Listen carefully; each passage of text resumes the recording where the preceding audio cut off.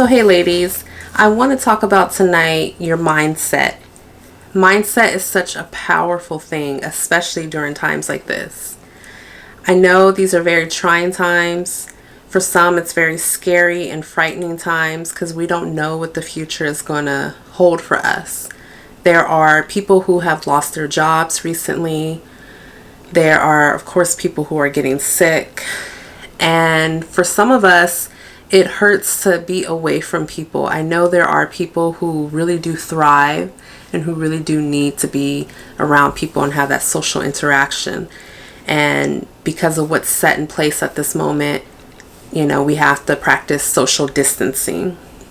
This is a very serious topic, but you really do have to choose what it is you're going to allow into your mind. And what I mean by that is don't sit and watch the news constantly all day long, 24/7. Don't keep checking social media, checking the news reports, listening to, radio stations that are talking about what's going on at this moment. It's okay to check in and find out about these things, but don't let this consume you. And I'm just going to give you guys my own personal story. Back in 2008, I believe it was 2008, when the recession hit, my job was laying off a lot of people. I was fairly new at that time for working at that company, and I allowed the stress of the layoffs, of the economy, and everything to get to me so bad, I was getting sick. My body was aching. I was nauseated. I had a headache. I think I even had a fever. I literally made myself sick because I was fine. But the thought of, oh my gosh, I can lose my job. I was living with my parents at the time, so I don't even know why I was so highly stressed when I had the comfort of still living at home. But I allowed that stress to get to me so much that it made me sick. So please definitely think about what you're allowing into your space, into your mind. What are you consuming? And I know my channel is all about becoming fabulous, and I think a lot of times we think that's just all about outside appearances, but it's not. It's really about inside as well. How are you coping? How are you dealing? How are you handling being the fabulous woman you want to be? Because it really is a mindset. And if you allow negativity to enter you, you're going to be consumed with it. Trust me, I've been there before. I started off as a very optimistic person. My depression got the best of me, and I couldn't see the light of day. I was just so down. Every little thing was, I seen the negative in every little thing is what I'm trying to say.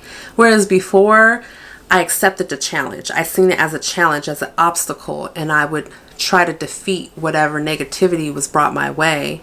But when I was in my depression, every little thing just defeated me. I felt so down. You could say, oh, it's going to rain tomorrow, and I would break down and just be, oh my gosh, it's going to rain tomorrow, but I have to do this, and I was supposed to do that, and now it's going to rain. And, so my point is you have to change your mindset because only you can do it. No one else can. Hi ladies, so I am so sorry about this. I kept recording and finished the video, but it turns out my camera stopped. I think my battery probably died, and I didn't get the ending of the last part of the video. But to continue on, what I was basically saying is you have to be the one to change your mindset. No one else can do so. As great as a friend someone may be to you, your husband, your best friend, whoever it may be, cannot change your mindset. Only you can. You're the one who can see the good in every situation, or you can be the person that's going to pick it apart and see the bad in every situation. So we really have to focus on protecting our energy and protecting our peace.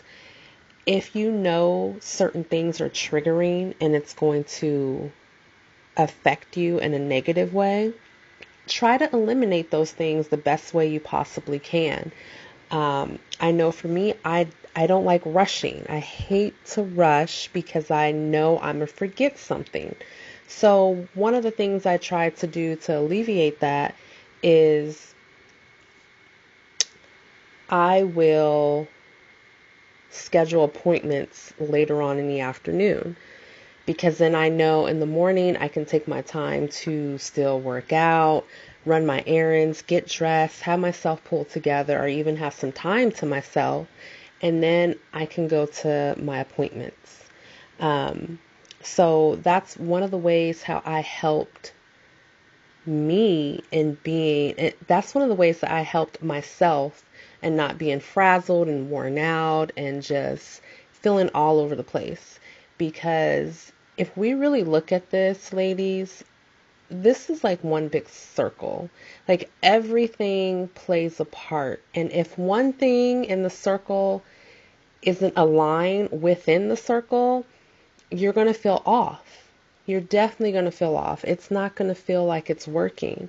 So that was one of the ways I can control my mindset, because I wouldn't be frazzled trying to rush to my appointment or thinking I'm going to forget something for whatever it is I'm trying to, do or attend. But yeah, that's pretty much it in the nutshell for tonight, ladies.